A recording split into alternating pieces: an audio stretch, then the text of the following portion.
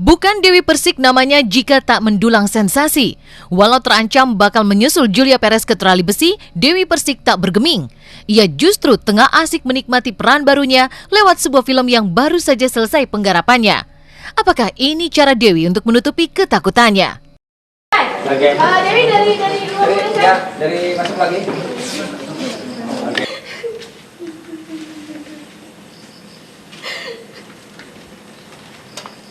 Yuk, kalian keluar ya. Dari dulu Dewi Persik selalu punya kasus kan? Ya, alhamdulillah. 9 tahun saya di dunia entertainment tidak pernah ada pepatah kata mulus, semuanya ada saja. Pasti ada aksesoris yang namanya kasus. Pasti ada aksesoris dalam diri Dewi Persik, entah itu positif ataupun negatif, ya itulah persepsi dari masyarakat. Saya hanya bisa menyimpulkan bahwa kalau bisa, seandainya pun mereka ada yang tidak cinta dengan Dewi Persik, dia bisa belajar Dewi Persik itu apa sih, sehingga yang tadinya tidak cinta menjadi cinta. Yang tadinya sudah cinta sama Dewi Persik lebih lagi cintanya. Karena saya rasa tidak adil apabila mereka belum mengenal saya, mereka menghakimi saya. Pengajuan banding yang dilakukan oleh pihak Kejaksaan Negeri Jakarta Timur saat ini memang tengah digodok di tingkat Mahkamah Agung. Jika akhirnya putusan Mahkamah Agung tak berpihak pada DP, bukan tidak mungkin DP akan terancam 6 bulan kurungan. Melihat vonis yang diterima rivalnya kini, di mana Jupe harus mendekam di rutan Pondok Bambu, juga ancaman Bui yang sedang melilit DP, membuat publik bertanya, bagaimana tanggung jawab produser film Jupe dan DP ini? Namun, belum terjawab semua pertanyaan tentang keganjilan ini, DP malah membuat sensasi baru. Ia justru kembali menjalin kerjasama dengan perusahaan juga produser yang menggarap film yang pernah ia bintangi dengan Jupe, yang membuat keduanya berurusan dengan hukum. Film di mana Jupe dan DP justru terlibat pertikaian yang berujung pada pemidanaan Jupe selama 3 bulan di rutan Pondok Bambu. Mengapa DP seolah tidak peduli dengan sejarah kelam yang pernah diterimanya? Apakah besarnya honor yang diterimanya membuat DP menghapus memori soal cakaran Jupe yang masih membekas di pipinya? Udah dikontrak, mati gimana? Ya, di sini terlihat totalitas seorang artis ya. Karena Dewi Persik ibaratnya kalau disuruh, kemarin ada adegan yang di lumpur jadi ular melahirkan segala macam pun dilakukannya totalitas gitu. Mau kotor, mau lumpur, mau apa, dia nggak peduli. Pertikaian Jupe dan DP yang terjadi di sela-sela adegan syuting mereka pada tahun 2010 silam itu meninggalkan bekas luka di pipi Dewi Persik. Meski begitu, Dewi Persik tak dendam pada Jupe yang telah memberinya souvenir indah itu. Bahkan DP berencana menjenguk mantan seterunya itu di rutan Pondok Bambu. Apakah niat DP ini untuk mencari tahu tentang bagaimana rasanya menginap di Hotel Prodeo?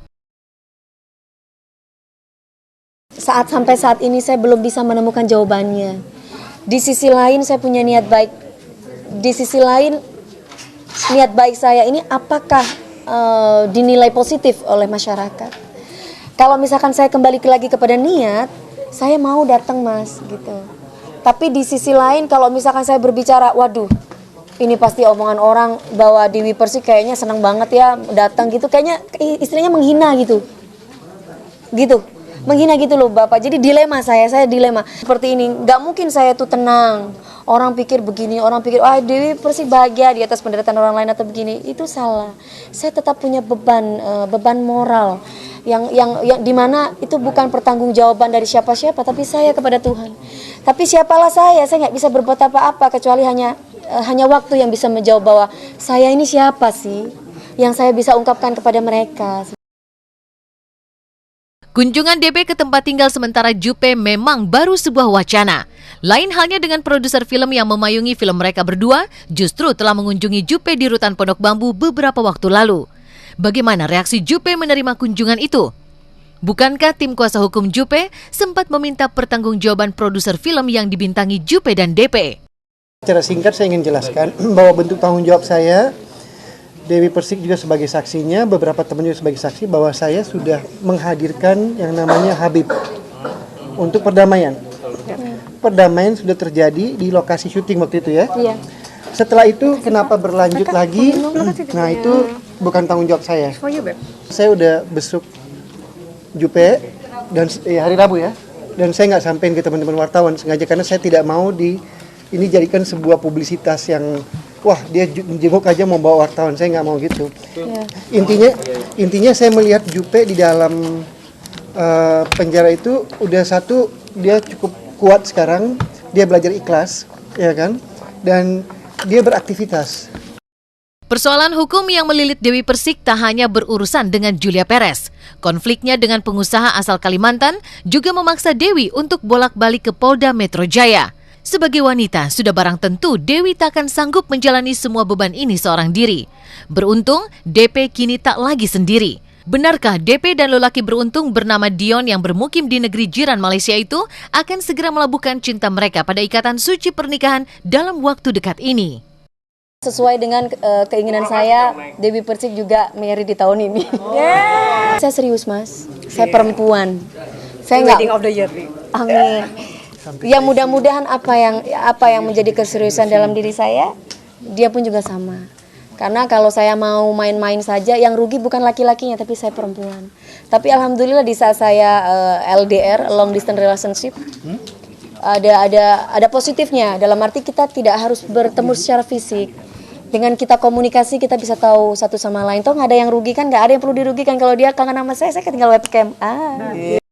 Agaknya cinta DP dan Dion akan berakhir manis. Setelah beberapa kali gagal membina hubungan dengan lawan jenis, DP berharap dengan Dion dirinya bisa menemukan sosok imam yang akan membawanya pada sebuah bahtera rumah tangga. Bahkan, walau belum menjadi suami, DP telah menghormati Dion dengan cara meminta izin padanya saat dirinya harus menjalani body painting. Saya rasa perempuan-perempuan single akan mencari imam yang baik. Siapapun itu perempuannya, termasuk saya Dewi Persik. Setiap pekerjaan apapun saya selalu izin ya, selalu pamit. Karena yang sudah-sudah kan pengalaman saya kan saya orangnya egois. Saya orangnya selalu begini, saya selalu begitu. Tapi kali ini ya semuanya pasti atas persetujuan dia. Apapun itu yang saya lakukan. Karena buat saya ya perempuan mau bagaimana lagi, saya tetap cari imam dong yang terbaik buat saya. Terus seperti ini saya ada adegan yang begini-begini, dia bilang ditutupi rambut kan itu, ya ya oke. Jadi kan saya bilang, saya jujur Mas, saya nggak pakai baju gitu, cuma segini dan itu tutupin rambut dan semua steril.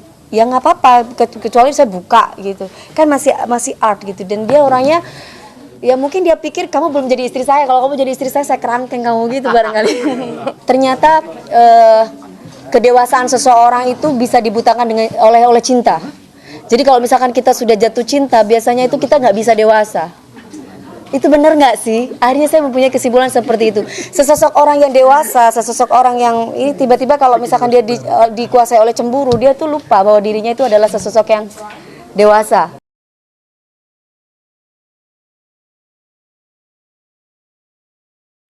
Halo, selamat pagi pemirsa Was-Was. Dengan suasana hangat pagi ini, saya Indah Alex akan menemani Anda selama 1 jam hanya di Was-Was. Setelah diawali kabar dari penyanyi dangdut fenomenal Dewi Persik perihal perseteruannya dengan Julia Perez, kabar Was-Was selanjutnya masih berkisar soal perseteruan.